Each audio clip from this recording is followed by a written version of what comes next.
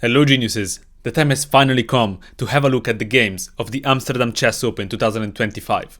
After 1 month of preparation and trying my best to win this tournament, the tournament has finally come. And actually, at the time of recording this video, the tournament has finished. And so these are going to be the recaps of the 6 games that I have played in this tournament. Was I able to succeed and become the champion of the Amsterdam Chess Open? Well, you will have to wait to find out. Unless you have already seen the live streams, and the live streams are still up, so you can go and look at them on your own if you want. There's full commentary, but they are about like 20 hours of chess in total, so that's up to you. But in any case, this is round 1, and first of all, you will notice that I was playing black in this round, and black's name is Mortis Otto from Germany. Now, my name is not Mortis Otto, my name is Pietro, and I'm not from Germany, I'm from Switzerland. So what is going on here? Well, there were some problems with the digital boards at the tournament, meaning that stuff like this was pretty common. It happened in a few games, and yeah, there are going to be, I think, maybe only 2 games where my actual name and rating are correctly displayed in the DGT, but that doesn't matter because we still have all of the moves. And what a game this was. Let's get started. My opponent, by the way, was 1850, and he's playing white, and we enter a Sicilian, an open Sicilian, and a Kalashnikov Sicilian. Now, the best move by far is knight to b5, and you're going to see later in this tournament someone didn't know this, but the reason why knight to b5 is the best move is that it's trying to put pressure on this weakness on d6 right away. So for example, the old Kalashnikov Sicilian used to go a6, but this simply allows knight to d6, and now after we take and white takes back with the queen, we have this kind of weakness of the pawn being blocked. The queen is preventing castling, so we will have to trade the queen actually. But I mean, white is not going to accept. So for example, queen to d2, and white gets a pretty comfortable game. So the more modern Kalashnikov goes d6 like this. Now the pawn cannot be taken, and then we push the knight back. This is all main theory. The opponent jumps in the center, and then trades the knight, very interesting, and jumps to c4. Now this is a very common maneuver for a lot of players. He is trying basically to win this pawn right away. And let me tell you something right now, there is no good way to defend the pawn. For example, bishop e7 defending the pawn is a little bit passive, is a little bit slow. We have moved this bishop 3 times, 1, 2, 3. And so now after a move like c3, for example, preventing the knight from jumping in the center, white just has a very comfortable game. Instead, after the knight comes out, I castled, and the reason why is that if white actually takes this, black gets a very comfortable game. Both bishops are out, and this knight. The queen is coming out very soon. We're going to create this pin on the knight with a rook. Very, very comfortable game. The king is castled. This king is still in the center. As you can see here, is already minus 0.20 in favor of black, which is why my opponent develops the bishop instead. And now I jumped in to d4 with my knight, trying to get the bishop right away. And the thing is, there is not a lot that this bishop can do. So for example, if the bishop comes here, now I actually win on the spot after trading and this fork right here, winning the rook. And if the bishop goes here, we can still take it. So I was expecting from my opponent bishop to d3, which he didn't play, I believe, because this allows d5. And d5 is a move that in the Kalashnikov we really want to achieve. The moment we can get rid of the backward pawn, we just have, again, a pretty simple game. And you can see, again, slight advantage for black. So instead, my opponent simply castles, which allows me to take. But I don't do that right away. Instead, I kick away the knight, I develop my bishop, and then only once he plays c3 to get rid of the knight, now I take the bishop. My opponent captures back, and now the first moment in the game where... no, this is not the moment where I went wrong. I go bishop g5, which is the best move. I'm basically trying to get rid of this knight, because the knight is going to jump in the center like this. But if this happens, now I have the opportunity to take like this, and I think trade off the bishop. Well, no, I guess I want white to take my bishop. But basically, yeah, I'm trying to get rid of this knight and force it to decide to jump in the center right now. If white is, for example, able, let's say I go queen to e7, and white plays something like this, he's preparing to come in with the knight, and he's going to be able to recapture with the rook, which is much better for white, rather than placing a pawn there, blocking the access to my weakness. So bishop to g5, my opponent goes rook there, and now I trade off that powerful knight. And now this is the moment where I start to go a little bit wrong. Instead of queen c7, which would have prevented any bishop to b6 infiltration, I go queen to e7. The idea is to create some space for one of the rooks to come and defend the pawn, but it's just a little bit misplaced. On c7 is definitely a slightly better place for this queen. My opponent starts doubling the rook. I come here. Now, don't worry about something like this trying to win the pawn, because we can actually... Well, I was thinking that I can take this pawn. I see now by the engine that this is a move anyway, but at least we don't really lose a pawn. Like, we're gaining a pawn for a pawn. That was my idea, at least. And also, I suppose... well, we can also defend here. And if the queen tries, for example, to come here, this is not really a threat because we're defending with the rook anyway, and we can always push away with the bishop. So that's kind of the idea of rook c8. We're also aiming at this pawn. And the opponent goes a4, a very important moment, because now I actually spent quite a bit of time here, I believe, after this move. Well, I'm not going to press forward and see how much time I spent, because that would spoil the move. But the thing is, if we take this pawn right away, white is kind of coming in. This pawn is going to fall no matter what. I mean, I guess I can do this, but this also unstabilizes this pawn, so maybe white can actually take that one. And white has gained quite a bit of activity. These pawns are very likely to become passers and start walking down the board. And if I don't take the pawn, well, white is going to take himself and then open up this file for the rook. So let's say something like rook here, takes and takes. Also, by the way, the queen can still take. So not very good overall.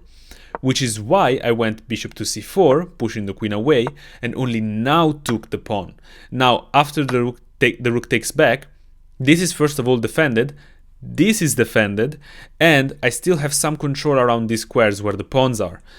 One of my ideas was, for example, to come queen to b7 and prepare to attack the queen and rook with the bishop, as well as attack this pawn.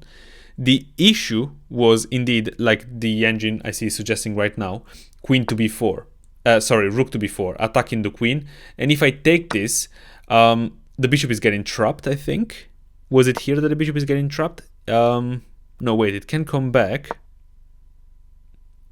Oh, well, yeah, no, it can't come back. There you go. Sorry, it's been a while since I played this game. Okay, so instead I go rook up to c6. I'm just kind of adding more defense to all of these pawns with my rook and maintaining guard of the bishop. The opponent goes back. A very weird move. But I suppose he thought that the rook was misplaced on a4 and he's trying to reroute it to some better squares. I go queen to e6. I needed to stop the push of b3. And now he comes back up here. So he realizes, oh, okay, no, I think that rook to a1 was a mistake. Let me come back up to a3. So this is a moment where I had a chance to gain a little bit of a lead with rook to b8. And now I'm basically trying to pressure this side of the board. b3 is never possible because I can simply take now. I have enough defenders. And rook to b8 is the move that I was considering. But eventually, I thought of what is the third best move. The second best move is bishop to b5, so back here. The third best move, and what I played, is queen to g6. Now, queen to g6 is trying to, first of all, place the queen on the same line as the king, attack this pawn, and prepare some ideas, like, just to show you, some ideas like this. Trying to threaten checkmate and create some weaknesses around the white queen, the white king. Now, by the way, after I take this pawn, this is almost an unstoppable mate. I mean, white is losing completely. Like, I'm gonna take the bishop, and it's the end of the game. So, but the problem with queen to g6 is that it's kind of an empty threat. After f3, I go f4. I'm trying to open up. And by the way, I don't go back right away, simply because I'm losing a pawn here. And now, since this pawn is defended, I don't have the queen takes e4 ideas. So I push f5. I'm trying to start an attack and some pressure on this file. The opponent takes, and I take with the queen. Now, this pawn this time is not free, because after the rook takes, and I take, and he takes, I am coming in with this check, which is kind of nasty. The king has to come up to f2, and now I pick up this with check. Oh wait, that's not my idea. Oh, okay, the engine wants h6 first. But that's kind of the idea. So h6 is something to create some safety for the king, I suppose. But in the game, I was thinking about that and taking there. Now my opponent plays b3, forces my bishop back. I didn't want to place it here because that looked a little bit loose. It could be attacked. And now c4, best move. My opponent is playing a great game. Now I go rook to d8, rook back again. So this rook has come up, back down, back up, and now back down. And somehow the position is still 0-0, which is kind of crazy. Oh, and now I sacrificed a pawn. Now, this move might look a little bit weird, but it's actually, believe it or not, the second best move according to the engine. Oh, wait, actually, right now the engine is saying d5 best move. So it took him a little bit. I'm quite happy to see that this is the best move. The idea is that I'm basically going to win back the pawn, and in doing so, I am getting rid of my weakness on d6. Now, I can't quite win the pawn right yet. Technically, white could come and defend it like this, but after this I would have e4, takes and takes, and now with the help of the queen, there is no way to prevent me from winning back the pawn.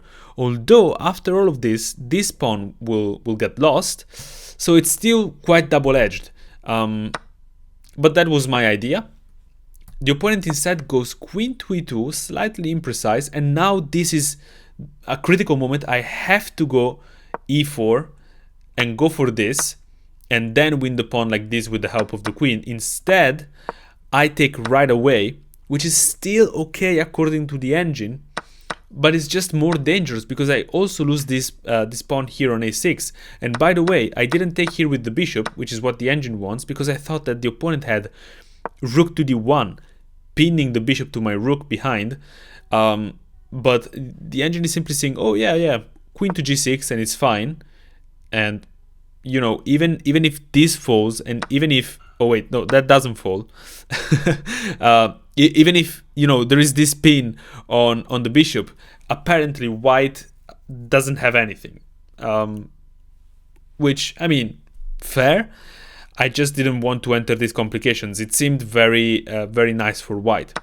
So I took with the rook. Now the queen takes this pawn, and I went back. And you see, this is not a great move. The engine goes a little bit towards white. What the engine wanted was either h5 or h6, basically getting rid of the back rank problems, which was my idea anyway by going back with the rook. Sorry, like this. I'm trying to protect the back rank, because if for whatever reason, let's say I go here and I allow this check, now this is almost mate. I have to give up my bishop. And then allow the queen trade, and this is just completely losing. I'm down a full piece. But the engine says h5, and now of course if this check ever happens, let's say here, I can simply go to h7 and I'm doing fine. I didn't see that idea. Instead I went back with the rook to d8, and my opponent starts pushing the pawn. So here I realized, this is actually a little bit complicated. The pawn is running, and I am down a pawn. I have only 3 pawns on this side.